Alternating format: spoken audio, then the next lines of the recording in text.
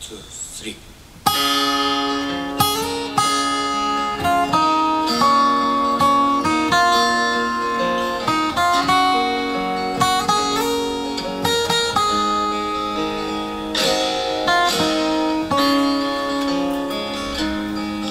心で聞いて今浮かぶのは誰ですか。鮮やかな初夏の日差しの中であなたの握る手が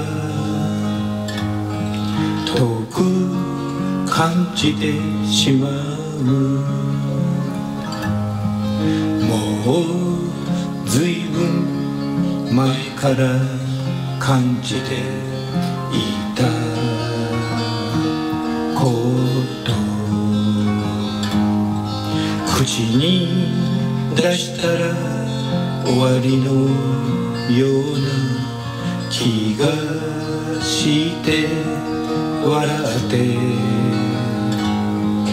ごまかす私、心で聞いて今浮かぶのは誰ですか。綺麗な花が咲き誇る道であなたの眼差しは他の何かを見てる気がする。確かに以前のあなたと違う気がする。黙ったままで通り過ぎる夏を笑って